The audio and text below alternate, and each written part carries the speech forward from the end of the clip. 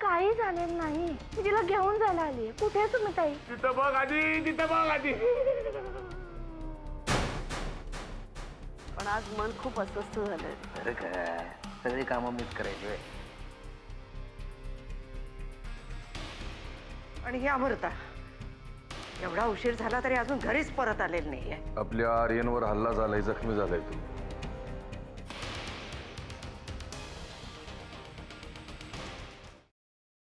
अरे काय रे गणेश, अमृताला फोन न करणार होतास? केला होता पण लागत नाहीये. अरे पण मग हे मला येऊन सांगायला नको का? मी आपली वाट बघत बसले तिकडे. मी गणिताच्या नादात विसरूनच गेलो होतो. बरं लावला, आत्ता माझ्या देखत फोन लाव. काय? कोणाला फोन लावताय? तुमच्या लाडक्या सुनबाईला? काय दर 2 किलोमीटर नंतर तिला फोन करता? अहिल्या, अमृता कॉलेजमधून अजून घरी आली नाहीये, तिचा फोनही लागत नाहीये. आत्याबाई, तिची एवढी काळजी करायला ती काय कुकुला बाळ आहे का? हे तिला कळायला हवं. जर का आपला फोन लागत नाहीये तर तिने स्वतःहून फोन करायला हवा होता. अगं आता कॉलेजमध्ये असेल काहीतरी, पण कॉलेजमध्ये आम्ही पण गेलो. 7च्या आत घरी असायचे मी. बरं बास, तुझं व्याख्यान नाही ऐकायचं मला आता. इथे माझ्या काळजाचं पाणी पाणी झालंय. आत्याबाई, तुम्ही का जीवाचं पाणी करताय? ती एखाद्या मित्रासोबत फिरायला गेली असेल. कॉलेजमध्ये तिचे बरेच मित्र आहेत, मला माहितीये. संधी मिळाली रे मिळाली की तोंडाचा पट्टा चालवलाच पाहिजे असं नाही. अरे खरं बोलण्यात कसली लाज? हे सगळं आपण ना अमृता आली की मग बोलू. गणेश फोन लाव. घ्या.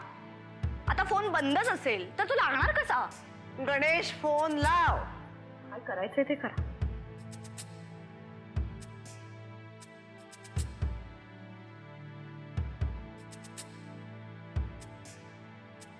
नाही लागत आहे. बंद करून ठेवलाय.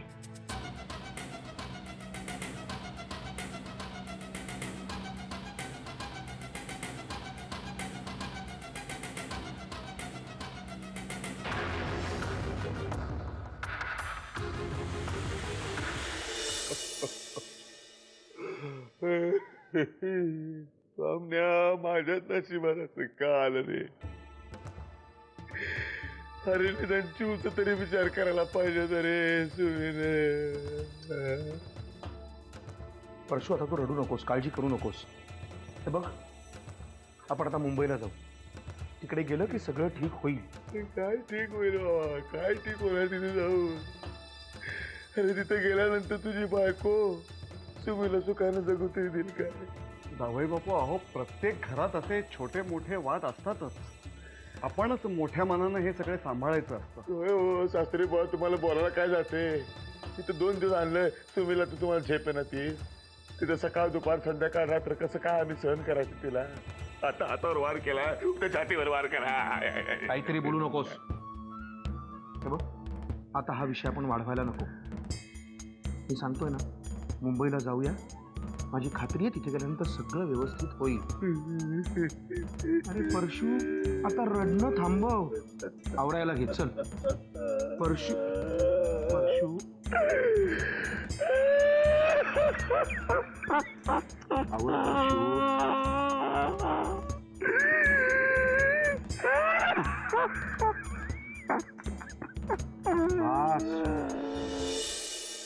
अरे काय झालं? लागतोय की नाही फोन? नाही लागत आहे. मग लागेपर्यंत लावत राहा.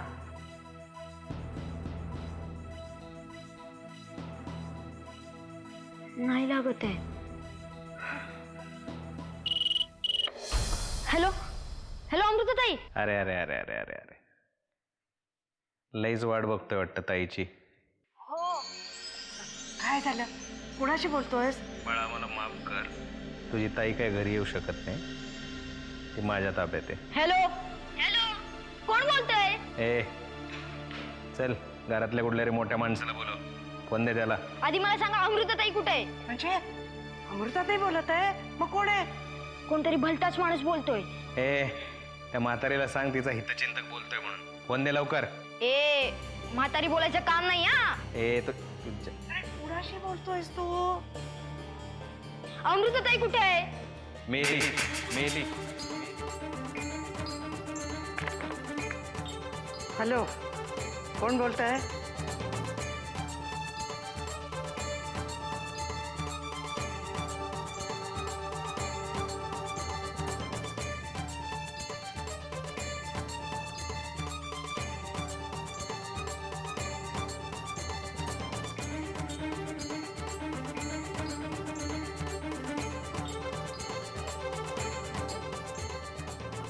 आत्याबाई,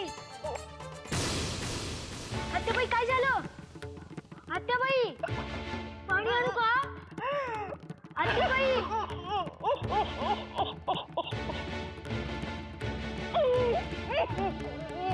आत्याबाई.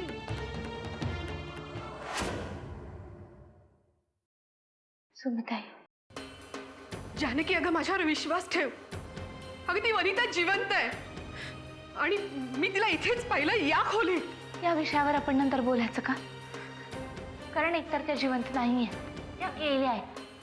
वाकणीस काकांनी मला स्वतः सांगितलंय. खोटं आहे हे सगळं. तू तू का त्यांच्यासारखं वागतेस ग जानकी? मला जेव्हा कळलं वनिताबाई जिवंत आहे तेव्हा किती विश्वासाने मी तुला फोन करून सांगितलं, हो की नाही? तुम्ही ताई, वनिताबाई गेल्या आहेत. वाकणीस काकांनी स्वतःने त्याचं प्रेत पाहिलंय. तुझं डोकं बी का फिरलंय का ग? हा, तूही त्यांच्या कटात सामील झालीयस. अगं, का तू माझ्याशी असं वागतेयस? का माझ्या जीवावर सगळे उठलेत कळत नाहीये? मी ते ओरडून ओरडून सांगतेय ती वनिता जिवंत आहे, कळत नाहीये का तुला? सुमिताई, आपण नंतर बोलायचं का? नाही, आत्ता बोलायचंस तू माझ्याशी. कारण माझ्या जवळचा एक एक माणूस त्या नराधमाच्या बाजूनी बोलायला लागलाय आणि त्याला तूही अपवाद नाहीयेस.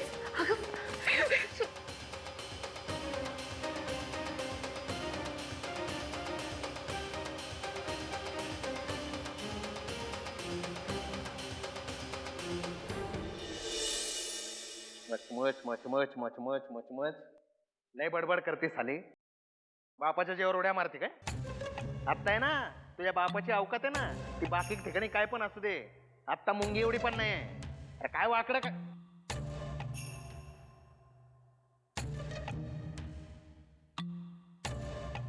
ए ए,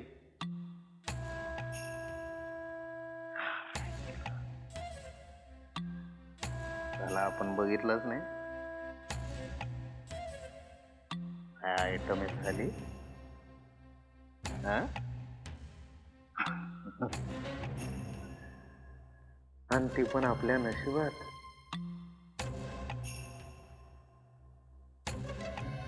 नरसिंह किल्लेदाराच्या पोरीला गावात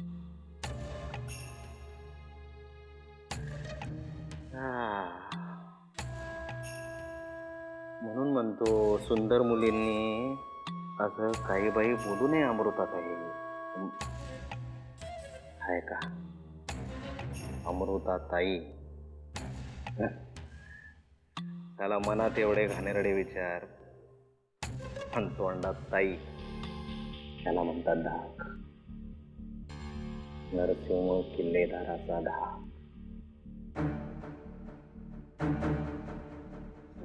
त्याला जर कळलं ना, तुम्हाला उभा आडवा सोडू नका. पण सोडायला मी सापडलो तर पाहिजे ना, तो की नाही? वाटली वाटली. तुझं नाव काय नामे आहे काय? नाही भाई, असं का वागतो येड्यावानी? काय केलं भाई? बाटली आणली. हो, अरे चकना कोण आणणार? चकना कोण आणणार? तुझा बाप आणतो भाई. का?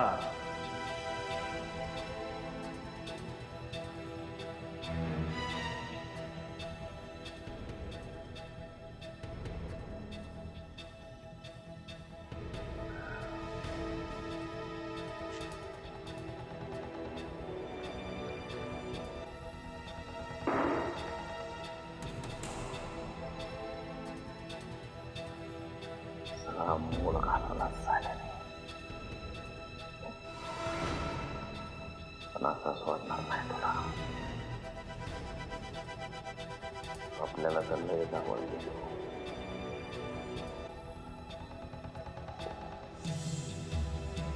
ऐकत नाही तू.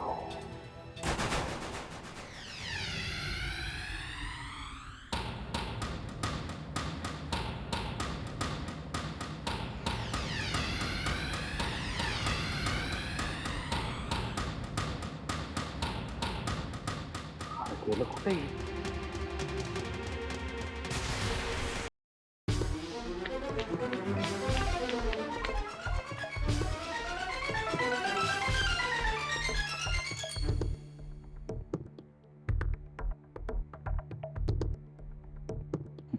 कुठं गेली महामाया? ए अरे कुठं गेला होता तू? हा इथं अख्ख्या जगाला आग लागली आणि तू कुठं गेला होता लोटा घेऊन? काय झालं भाई? अरे मेला तुझा भाय. अरे ते पाखरू गेलं पळून. काय भाई काय बोलताय? कसलं पाखरू? अवबार फोडल. ती पोरगी कुठं आहे? म्हणजे ती पोरगी पळाली? अरे मग काय बोलतोय इतका वेळ घासा फाडफाडून? कुठं आहे ती पोरगी? अरे काय रे कुठं गेला होता तू? काय करत होता? काय भाई तुम्ही सांगितलं ना आज चकणा आणायला. मायला त्या टाकण्याच्या म्हणजे आता सगळं माझ्यावरच येणार. माझ्यावरच सगळं उलटणार. चला आता शोधा तिला. आता थोबाड काय बघत बसलाय? शोध तिला. ती पोरगी. आणि तो पक्क्या कुठे येतोय. येतोय? अरे बोलाव त्याला. हो. चल शोध लवकर पोरीला. ते घाल ते टोपी घाल. चल लवकर शोध.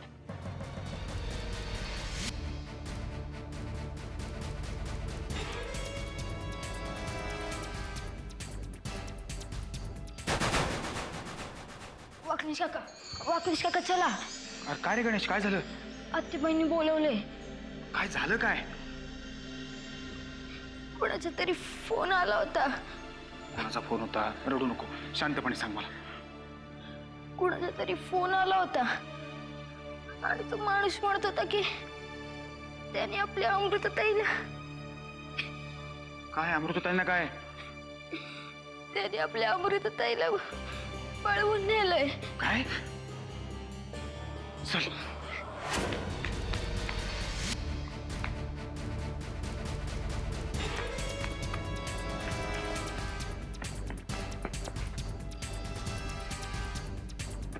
दिसली नाही.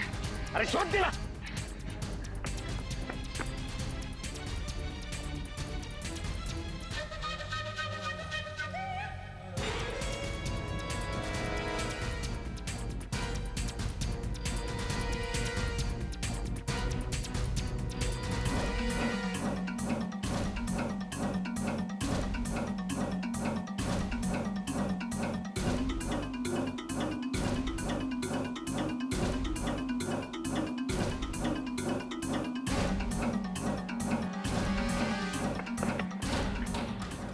कुठे काय सापडली? बघा तू तिकडे जा. अरे तिकडे जा तू. चल लवकर शोधा. मागणीस आता एक फोन आला होता. अमृताला त्या लोकांनी मला कळालं गणेशकडून. काय विपरीत होऊन बसलं होय. आणि नेमकं आता घरात कोणीही नाहीये. कुणाशी कसं बोलावं तेच कळत नाहीये. आत्तेबाई तुम्ही काळजी करू नका. मी असताना अमृताताईंच्या केसालाही धक्का लागणार नाही. तुम्ही आधी पोलिसांना फोन करा. नाही नको. हे सगळे निर्णय साहेबच घेतील. अरे पण तू आता इथे पोहोचणार कधी? त्याच्या आत त्या नराधमांनी अमृताला काही केलं म्हणजे मग? नाही आत्याबाई अशा प्रसंगी साहेबांना फोन केला की लगेच निघतील ते. तुम्ही काळजी करू नका. म्हणजे तुम्ही नरसिंहाला फोन करणार? म्हणजे नाही आत्याबाई साहेबांपासून लपून ठेवण्यात काही अर्थ नाहीये. यापुढे प्रत्येक पाऊल साहेबांना विचारूनच उचललं पाहिजे. पण त्याला सांगाल काय? जे काही घडलं ते सगळं काही लपून न ठेवता. कारण दुसरीकडनं कुठनं साहेबांना कळालं तर साहेब काय करतील याचा अंदाज नाही.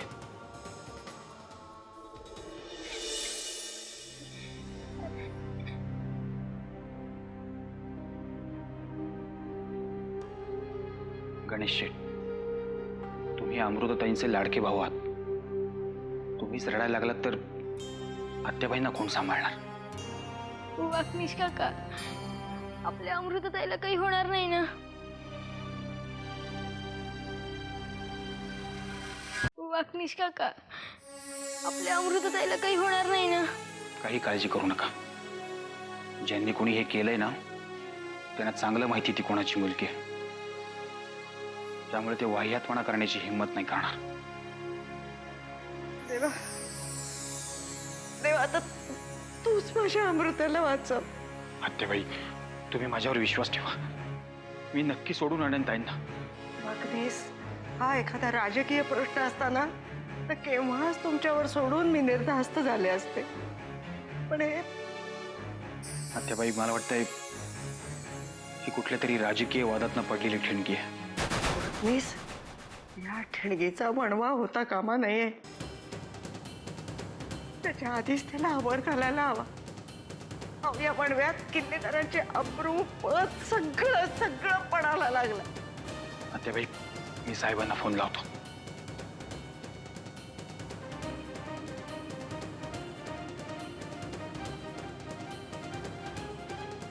दळवी, साहेबांना फोन दे.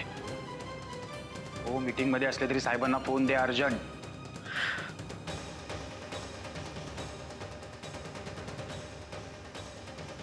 साहेब, एक वाईट बातमी आहे.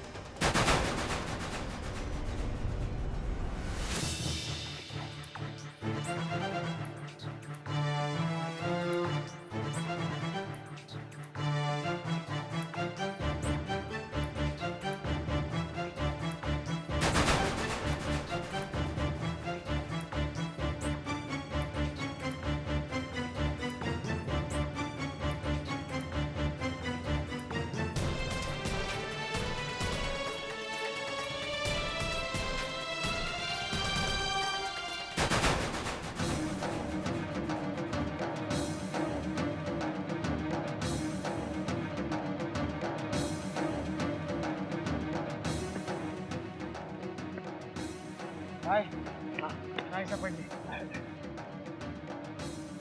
शोधा तिला. काय का?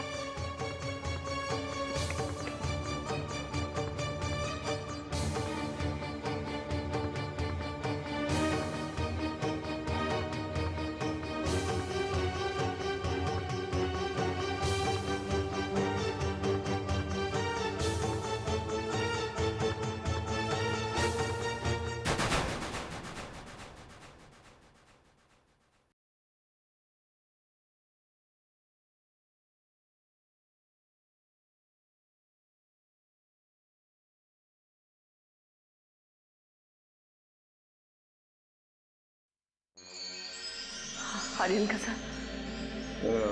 अजून शुद्धीवर नाही आलाय. मला डॉक्टर साहेबांना भेटायचं.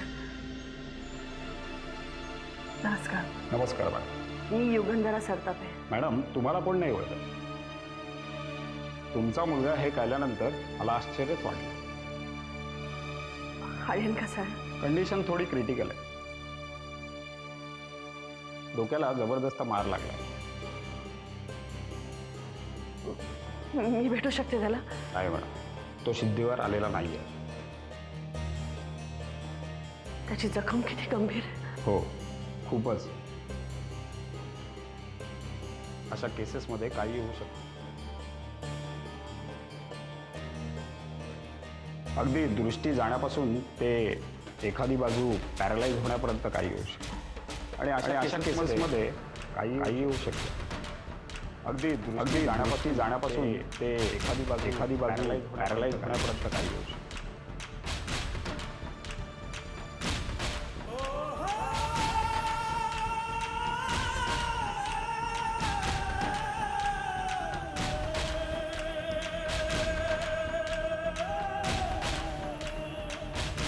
डॉक्टर साहेब, काहीच उपाय नाही असं कसं होईल?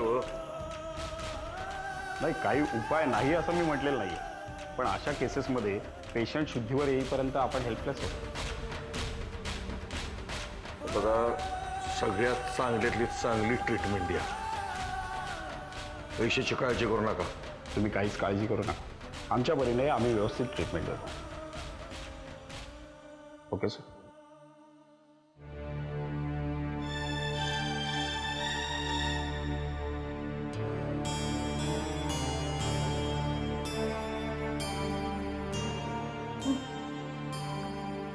कोणी केलंय तपासलं. तपास लावूच, पण जरा आर्यन बाबाला बरं होते.